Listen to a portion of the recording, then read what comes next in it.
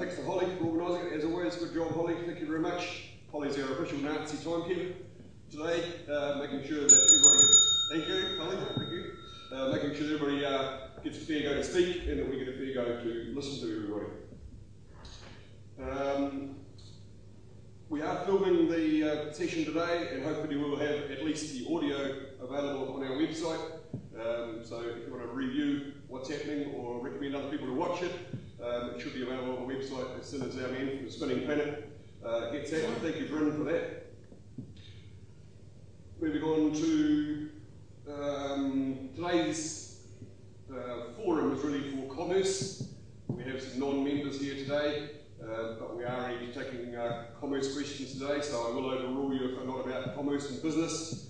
But there is on Thursday night at 7:30 a general forum at St Albans, if you'd like to attend that. But today we are commerce focused. Right. The state of play will each candidate 2 minutes only to introduce themselves, starting from the far side and moving around. The timekeeper will take slots. Following that, we'll have questions from members that have come to Holly, and a minute and a half to answer those, once again on a time frame. Introduce himself. Thanks, Lance. Before the stopwatch starts, I was fascinated to read in this morning's paper, or see in this morning's paper, that Obama was introduced by Bruce Springsteen, and we've been introduced by Lance Morrison, so thank you very much. I went back to the office yesterday and thought about what I was going to talk about today. I think most of you I know, so rather than talk about children, etc., I thought about one or two other issues I've been involved in. I know most of you through either my involvement with Vision Manawatu, through Lions, and to some extent through Rotary, the Chamber of Commerce. Palmerston North's been the centre of my business activities for 38 years. The Property Investors Association, and my wife is the Secretary of the Parkinson's Association. For all but 5 years of my life, of my working life, I have been self-employed.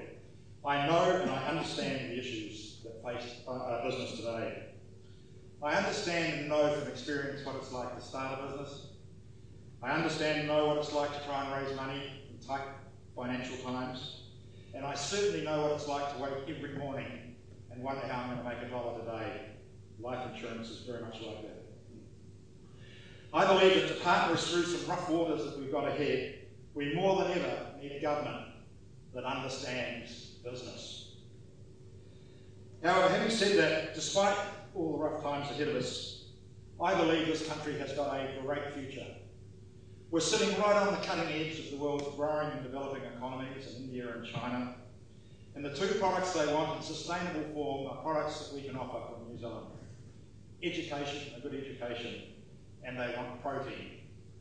And Palmerston North is well placed to provide both of those, and I would think that I'd like to see, at least in the future, I believe Palmerston North will become a leading food technology centre in the world.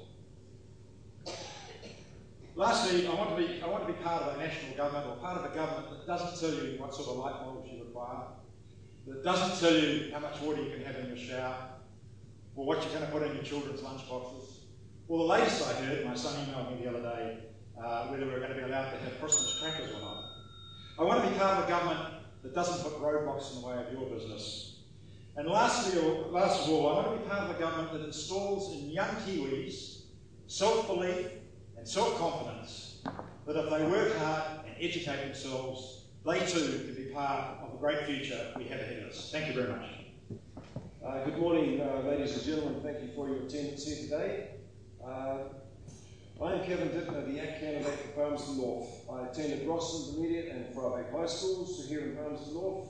I then commenced and completed a carpentry apprenticeship with Macmillan Lockwood here.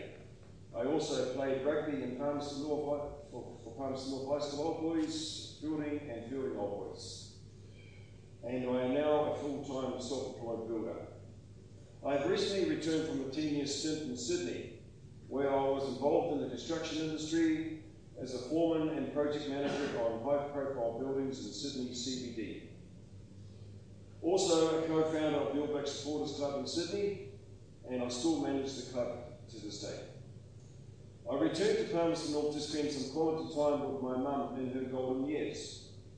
Having returned to New Zealand, after New Zealand has perhaps been through its best economic period since colonisation, to find that the country is in a recession. Bureaucracy is choking the country, Helen's had a facelift, and Cullen spent the pot. Our economy is plunging into the abyss. For 9 years, Helen Clark has been drunk on a toxic mix of 18 billion in excess taxes and power. Dr. Cullen once read economic history, yet he leaves a decade of deficits as proof of his failure. ACT is the only party with a real economic plan.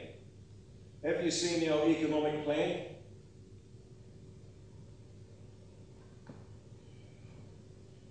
We have to control government spending. Government must grow its expenditure by no more than inflation. This will reduce spending as a share of the GDP, get taxes below 20% by 2018, and boost New Zealand's productivity. ACT will reform the Resource Management Act. And ACT is the only party in Parliament with the guts to tell the truth about climate change. Thank you very much. For quite a while. Mind you, I was born in Christchurch and had my upbringing there in the Depression. I didn't know it was a depression then, but I know I was going around bare feet and all those sort of things, and I never changed until I went to Duncan Davies when I was 15 years old. Still barefoot until I was I left Christchurch when I was 15 to take up my apprenticeship at Duncan Davies in Plymouth in 1946, straight after the war, and I think I grew up very quickly then, because a lot of the returned soldiers were coming back, and a conscious objector didn't fit very well with them, and I learned a lot more about the real world very quickly. I also ran my own plant nursery while I was there, growing thousands of roses, ericas, gypsophilas, daphnes, bulbs, and just to mention a few. I went back to Christchurch to help save our company when Woolworths took over the majority, our majority customer bus nationwide. I don't know whether you can remember that far back, but that was quite something. In 1957, we bought a rundown nursery in Cook Street. It was called GP's Jungle in those days, and retired in 1993. Off and on, from then, I became the local chairman of New Zealand First. I made 2 bad investments since then, and that wasn't very helpful. But I'm still involved in growing anti-cancer food. I helped some of our family become multi-millionaires, and I think they'll probably vote for ACT. My interest in R&D and being on the cutting edge in industry privately came at a very heavy cost, but I've enjoyed my role. Our family is one daughter, 4 sons. It sounds like I really know our family anyway, 16 grandchildren and 15 great-grandchildren. The great-grandchildren are the ones that are under 8 years old.